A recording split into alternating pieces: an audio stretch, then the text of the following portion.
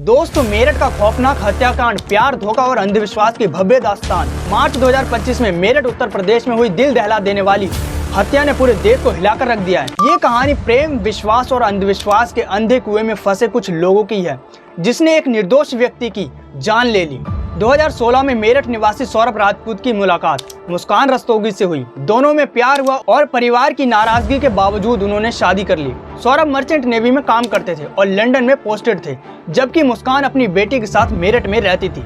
इसी दौरान मुस्कान की जिंदगी में साहिल शुक्ला नाम का युवक आया। वो पहले से ही मुस्कान को पसंद करता था और सौरभ की गैर मौजूदगी में दोनों करीब आने लगे। धीरे धीरे उनका रिश्ता इतना ज्यादा गहरा हो गया कि वो सौरभ के साथ खुश नहीं है और उसे रास्ते से हटाना चाहती है। साहिल तंत्र मंत्र और आत्माओं में गहरा विश्वास रखता था।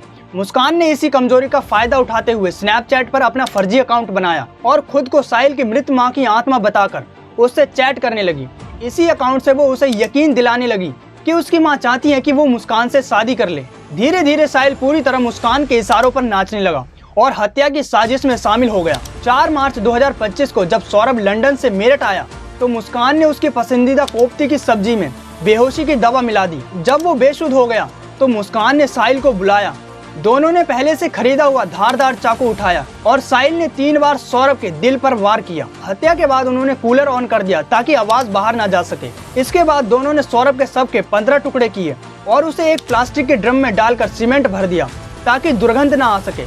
हत्या के बाद शक बचाने के लिए सौरभ के सोशल मीडिया अकाउंट से शिमला की तस्वीरें पोस्ट की गईं। इसी दौरान मुस्कान और साहिल खुद भी शिमला घूमने चले गए, लेकिन अपराध ज्यादा दिनों तक छिप नहीं सकता। जब सौरभ के परिवार ने उसे संपर्क करने की कोशिश की और कोई जवाब नहीं मिला तो उन्होंने मेरठ पुलिस में गुमशुदा की रिपोर्ट करा दी। इसी बीच मुस्कान ने पिता से कहा शायद सौरभ का मर्डर हुआ है और उसके घर वालों ने ही उसे मार दिया है, लेकिन उसके पिता को शक हुआ और उन्होंने मुस्कान से सच्चाई पूछी। जब दबाव बढ़ा तो मुस्कान ने सब कुछ सच सच बता दिया और उसने बताया कि उसने और साहिल ने मिलकर सौरभ को मार दिया है। इसके बाद मुस्कान के पिता ने तुरंत पुलिस को इन्फॉर्म किया। पुलिस ने छापा मारकर मुस्कान और साहिल को गिरफ्तार कर लिया और वो ड्रम बरामद कर लिया जिसमें सौरभ के शरीर के टुकड़े थे। ड्रम को काटा गया तो उसमें सौरभ के शरीर के अवशेष निकले। दोनों अपराधियों पर हत्या, साजिश और सबूत मिटाने के गंभीर आरोप लगाए गए। साहिल ने एक फर्जी अकाउंट पर भरोसा करके हत्या जैसे अपराध कर दिया। वहीं मुस्कान ने अपने स्वार्थ के लिए साहिल को मानसिक रूप से नियंत्रित किया और उसे हत्या के लिए उकसा दिया।